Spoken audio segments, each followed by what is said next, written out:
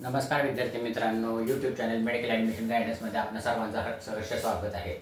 आपली परीक्षा 4 मेला झालेली आहे आणि रिझल्ट साधारणपणे 14 जूनच्या दरम्यान लागणार आहे। त्याच्या अगोदर पण लागू शकतो, पण आत्ताच काहीतरी बातम्या यायला लागल्यात की मध्य प्रदेश न्यायालयानं की निकालावर हे स्टे आणलेला आहे।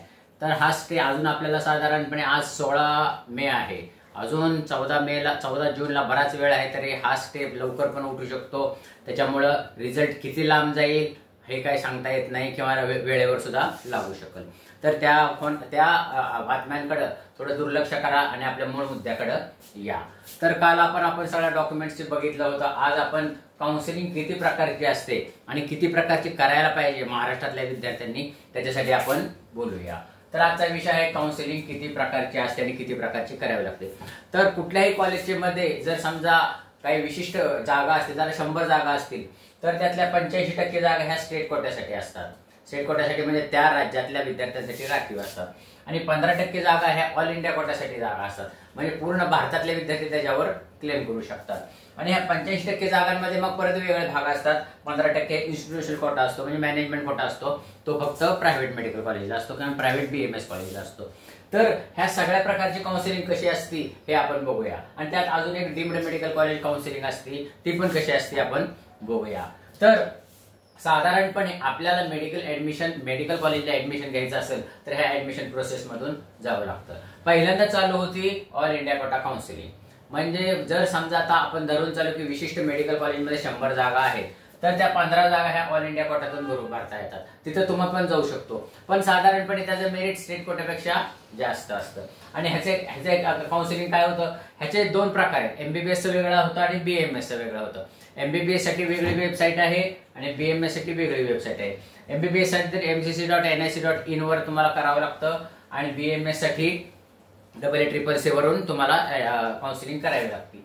ह्याच्यासाठी साधारणपणे गव्हर्नमेंटसाठी 50,000 रुपये 10,000 रुपये डिपॉझिट असतं आणि रजिस्ट्रेशन फी वेगळी असते। रजिस्ट्रेशन फी परत मिळत नाही, डिपॉझिट भरलेलं परत मिळतं विशिष्ट ह्याच्यामध्ये, विशिष्ट अवस्थेमध्ये। जर समजा तुम्ही काय रूल चेंज केले, रूल ब्रेक केले तर तुमचं डिपॉझिट परत मिळत नाही। BMS साठी किती असतं डिपॉझिट, तर 50,000 रुपये असतं। गव्हर्नमेंटसाठी 10,000 असतं, प्रायव्हेटसाठी 50,000 असतं। ते आपण पुढं बघूया। तर हे लक्षात आलं, ऑल इंडिया कॉलेज काउन्सिलिंग ही MBBS साठी वेगळी असते, BMS साठी वेगळी असते। आता deemed medical college counselling, deemed medical कॉलेजच्या काउन्सिलिंगच्या 100% जागा ह्या ऑल इंडिया कोट्याच्या काउन्सिलिंग मधून भरल्या जातात, पण त्याला तुम्हाला वेगळी टॅब हे करावी लागते, सिलेक्ट करावी लागते आणि मग तुमचं BMS काउन्सिलिंग होतं। MBBS काउन्सिलिंग डीम्ड मेडिकल कॉलेजसाठीचं होतं। BMS साठीचं AACCC वरून वेगळं क्लिक करावं लागतो। MBBS डीम्ड मेडिकल कॉलेजला ऍडमिशन घ्यायचं असेल तर तुम्हाला 2 लाख रुपये डिपॉझिट भरावं लागतं आणि रजिस्ट्रेशन फी 5,000 रुपये। 5,000 रुपये फी परत मिळत नाही, 2 लाख रुपये तुम्हाला परत मिळतील जर समजा तुम्ही रूल ब्रेक केले नाहीत तर। रूल कसे ब्रेक करायचे असतात किंवा रूल कसे विशिष्ट त्या रूल्स मध्ये आपण जायचं असतं, ते आपण पुढे बघूया। BMS डीम्ड मेडिकल कॉलेजसाठी 50,000 रुपये सिक्युरिटी डिपॉझिट, रजिस्ट्रेशन फी 5,000 असते, ते त्याच्या पहिल्याप्रमाणेच नियम असतात। त्याच्यानंतर आपण जाऊ स्टेट काउन्सिलिंग। स्टेट काउन्सिलिंग म्हणजे ज्या ज्या राज्यामध्ये मुलं आहेत त्या राज्यातल्या मुलांसाठी काउन्सिलिंग। तर 85% ज्या जागा असतात त्यासाठी स्टेट काउन्सिलिंग असते। महाराष्ट्रामध्ये हे काउन्सिलिंग कुठून होतं, mahase.org वरून होतं। म्हणजे त्याच्यामध्ये आपल्याला रिझल्ट लागल्यानंतर साधारणपणे अगोदर ऑल इंडिया कोट्याचे काउन्सिलिंग सुरू होतं, स्टेट कोट्याचे काउन्सिलिंग नंतर होतं। हे आपण पुढे बघू, अल्टरनेट असतं, फर्स्ट राऊंड, सेकंड राऊंड। तर स्टेट काउन्सिलिंगचे 85% जागासाठी त्याच्यासाठी mahase.org वरून ते काउन्सिलिंग होतं। ह्याच्यामध्ये जे मॅनेजमेंट कोटा आहे, म्हणजे प्रायव्हेट मेडिकल कॉलेजचा जो मॅनेजमेंट कोटा आहे, MBBS साठी सुद्धा आणि BMS साठी सुद्धा, तर त्याचं काउन्सिलिंग पण त्याच वेबसाईट होतं, पण त्याला क्लिक वेगळं करावं लागतं। त्याच्यासाठी आपल्याला IQ हा पर्याय निवडावा लागतो, त्याच्यासाठी फी पण जास्त असते। 5,000 रुपये रजिस्ट्रेशन फी असते आणि गव्हर्नमेंट कॉलेजसाठी म्हणजे स्टेट कोट्यासाठी 1,000 रुपये फी असते आणि त्याच्यासाठी नंतर डिपॉझिट पण भरावं लागतं। तर इन्स्टिट्यूशनल कोट्याचं काउन्सिलिंग हे पण स्टेट काउन्सिलिंग ज्या वेबसाईट वरून होतं त्याच वेबसाईट वरून ते काउन्सिलिंग करावं लागतं। आता हे झाले महाराष्ट्रासाठीचे काउन्सिलिंग आणि हे ऑल इंडिया कोटाचं जे काउन्सिलिंग आहे, ऑल इंडियाच्या काउन्सिलिंग मधून तुम्ही त्याच फॉर्म मध्ये ऑल ओव्हर इंडियातल्या कॉलेजेसला अप्लाय करू शकता। तसं स्टेटमध्ये नसतं, स्टेटमध्ये फक्त स्टेटच्या कॉलेजसाठी तुम्ही अप्लाय करू शकता। तर ऑल इंडिया कोटासाठी हे तुम्ही पंजाबमधला करू शकता, लुधियानामधला करू शकता किंवा केरळमधलं, कर्नाटकमधलं सगळं करू शकता. फक्त MBBS साठी BMS साठी रूल्स वेगळे आहेत. BMS साठी ऑल इंडिया कोट्यासाठी करायचं असेल तर प्रत्येक प्रायव्हेट मेडिकल कॉलेजसाठी करायचं असेल तर प्रत्येक कॉलेजला जावं लागतं, प्रत्येक त्या राज्याच्या वेबसाईटवर जावं लागतं. तर हे झालं महाराष्ट्रासाठीचं काउन्सिलिंग. आणि महाराष्ट्राचे विद्यार्थी हे काउन्सिलिंग सोडून अजून दुसरे काउन्सिलिंग करण्याचे इच्छुक असतात, म्हणजे जे बाउंड्री लाईनवर असतात, की ज्यांना वाटत असते की महाराष्ट्रामध्ये आपल्याला ऍडमिशन मिळणार नाही किंवा मिळणारच नाही. त्याच्यासाठी त्यांना 2-3 स्टेट चांगले आहेत. एक तर कर्नाटक स्टेट चांगला आहे, केरळ स्टेट आहे, MP आहे, UP आहे.